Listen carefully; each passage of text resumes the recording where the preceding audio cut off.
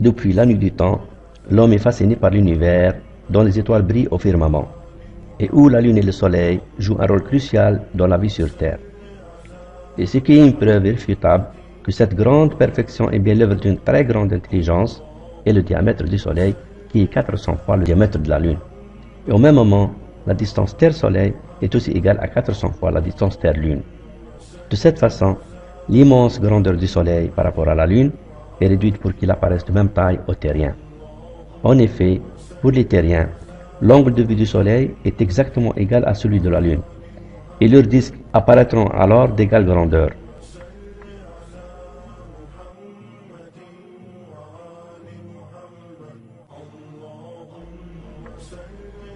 Et lors des éclipses, ces deux disques se superposent de façon parfaite.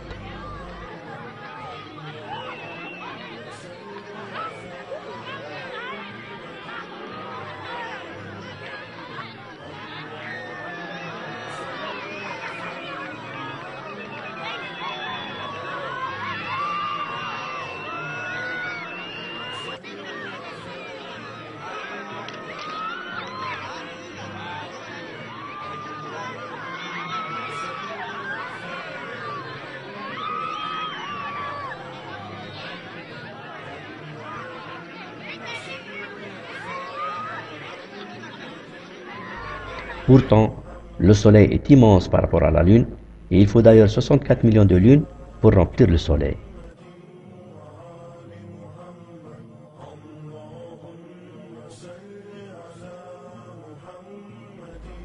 À ce signe qu'on vient de voir, et qui ne peut être l'œuvre du hasard, mais bel et bien une preuve de l'existence d'un créateur, voici un signe du Saint-Coran qui a une relation directe avec ce trio Soleil, Terre, Lune et leur mouvement dans l'espace. En effet, quand la Terre fait un tour autour du Soleil en une année, la Lune aura fait 12 tours et un tiers autour de la Terre. La Lune fait un tour complet de 360 degrés en 27 jours et un tiers autour de la Terre, donc à une vitesse de 1 km par seconde environ. Et sans cette vitesse, la Lune soumise à la gravitation tombera alors sur la Terre. La Terre se déplace autour du Soleil à 30 km par seconde environ, et sans cette vitesse, elle tombera aussi sur le Soleil. Alors, la Lune, en plus de sa vitesse de 1 km par seconde autour de la Terre, a aussi cette vitesse de 30 km par seconde pour rester à côté de la Terre, et donc tourner aussi autour du Soleil.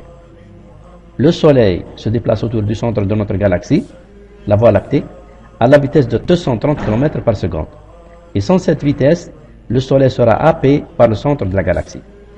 Alors, la Terre et la Lune, en plus de leur propre vitesse, ont aussi cette vitesse de 230 km par seconde pour rester à côté du Soleil et donc eux aussi tournent autour du centre de la Voie lactée.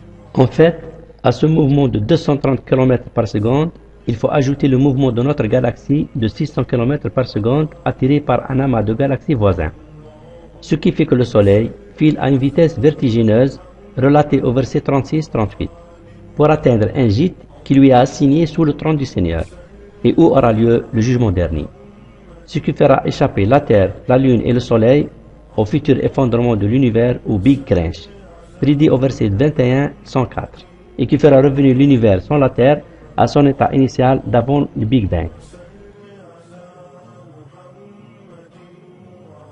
D'autre part, les astrophysiciens ont noté que chaque 19 ans, le trio Soleil, Terre, Lune reprend exactement la même configuration spatiale. C'est-à-dire si à un instant T, on considère la configuration qu'a la Terre par rapport au Soleil et la configuration qu'a la Lune par rapport à la Terre, alors 19 ans plus tard, ce trio aura exactement la même configuration spatiale. Et pendant ces 19 ans, si la Terre avait fait 19 rotations autour du Soleil, alors la Lune aurait fait exactement 254 rotations de 360 degrés autour de la Terre. Mais ce qui est surprenant est le fait que dans le Saint-Coran, le Seigneur a affirmé que ce nombre 19 sera son signe qui départagera les humains en deux groupes. D'une part, afin que les gens du livre soient convaincus et que croissent la foi des croyants, et d'autre part, pour éprouver les mécréants et que ceux qui ont le cœur malade ainsi que les mécréants se posent la question sur le sens de ce signe 19. Et la grande surprise est le fait que la Lune a été mentionnée dans cette sourate juste après ce nombre 19.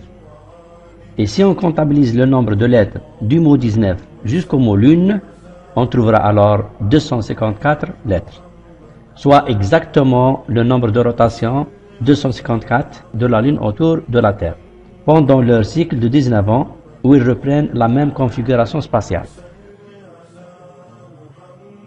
Voici ce texte du Saint-Coran en arabe et le comptage du nombre de lettres du mot 19 jusqu'au mot lune.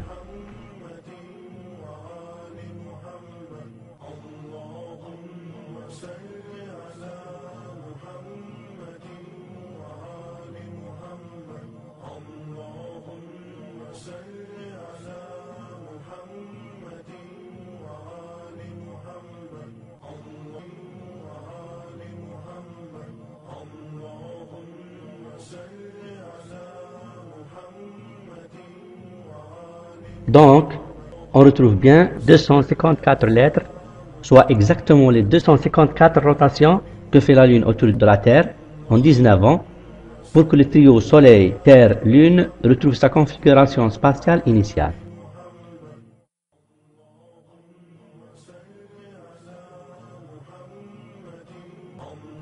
N'est-ce pas là un signe du Seigneur, prouvant que ce Saint-Coran ne peut être l'œuvre d'un homme ayant vécu au 7e siècle dans un désert et dans une société où les connaissances en astronomie sont dérisoires, sinon inexistantes.